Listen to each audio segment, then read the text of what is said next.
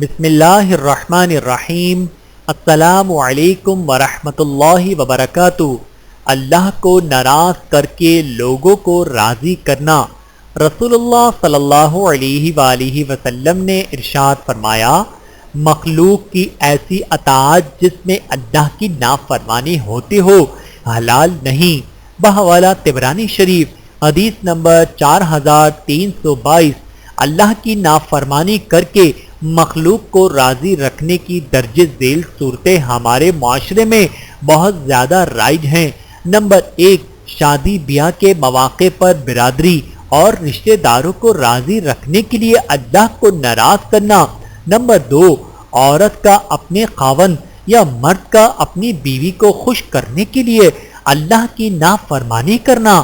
Number 3، والدین کو خوش کرنے یا اولاد کو خوش رکھنے کے لیے اللہ کو ناراض کرنا۔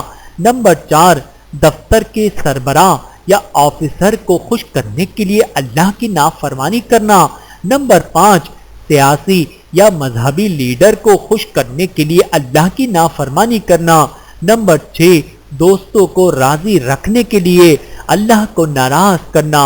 اللہ تعالی ہم سب کو احادیث مبارکہ پہ عمل کرنے کی توفیق عطا فرمائے۔ آمین ثم آمین۔